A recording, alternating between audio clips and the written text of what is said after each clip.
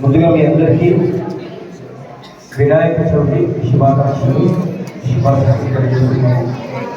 ఈ గణపతి అంటే చాలా మందికి గణపతి గురించి ఏదో మంత్రాలు చేస్తే గణపతి అర్థమవుతాడా? మాట్లాడకూడదు పిల్లలు.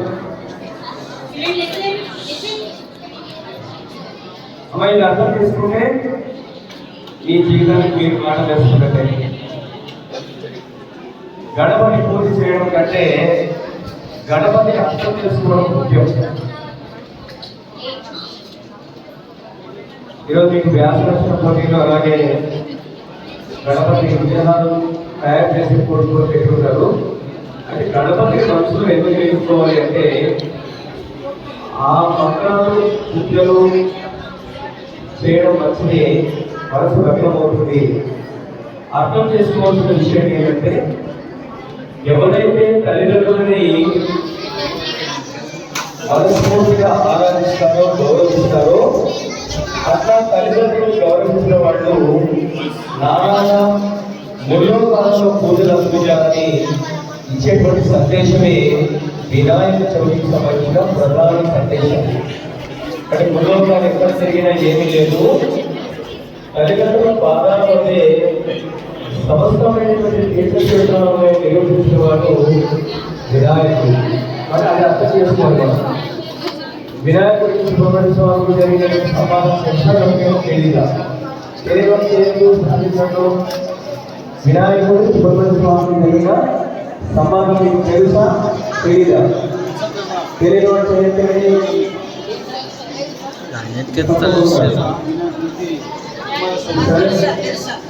వినాయకుడు సుబ్రహ్మణ్య స్వామికి విజయనగరంలో ఒక అధికారం ఇవ్వాలి, ప్రవర్తన అధికారం ఇవ్వాలి అన్నప్పుడు ఒక పోటీ జరుగుతుంది. ఆ పోటీ జరిగినప్పుడు ఎవరైతే మూలాధారాలు వస్తారో వాళ్లకు ఈ పదవి ఇస్తారని చెప్తారు, శుభపాదం.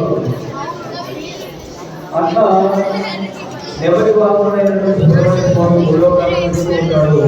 నేను ఎక్కడ చేయలేను, ఎక్కువగా నేను శ్రమ చేయలేను కాబట్టి నేను తల్లిదండ్రులకే ప్రదర్శన చేసుకుంటానని చెప్పి ఆ తల్లిదండ్రులతో ప్రదర్శన చేసుకుని నమస్కారం చేసుకున్న గణపతి ఈ సుబ్రహ్మణ్యేశ్వర స్వామి ఎక్కడికి వెళ్ళినా కూడా ఆయననే కూడా అక్కడ మీకు విఘ్నేశ్వరుడు కనపడుతున్నాడట.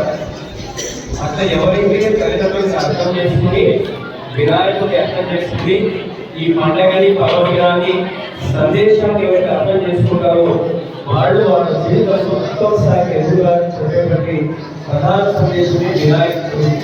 అంతేకాని మంత్రాలు కానీ ఇంకోటి చేయకూడదని కాదు. అవి చేసిన తర్వాత కూడా ఆ దేవుని యొక్క అర్థాన్ని మనం అర్థం చేసుకోవాలి. కాబట్టి ఎవరైతే కష్టపడి బాగా చదువుకుంటారో ఎవరైతే టీచర్లు కూడా అర్థం చేసుకోవాలి.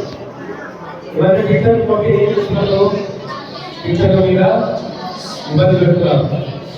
కరెక్ట్గా టీచర్లు మందలించి మనకు కఠినంగా పాఠం చెప్తేనే ఆ పాఠాలు నేర్చే మనము ఉత్తమ స్థాయికి ఎక్కుతాం.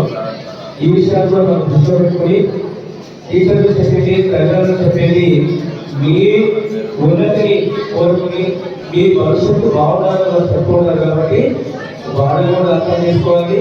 వినాయక చవితి తత్వం తల్లిదండ్రులకు బాధపడడం కూడా ఆ తల్లిదండ్రులు కోరుకున్నటువంటి ఉత్తమ స్థాయికి మనం ఎదగాలి అనేటువంటి సందేశాన్ని అర్థం చేసుకోవడమే వినాయక చవితి ప్రధాన ఉద్దేశం.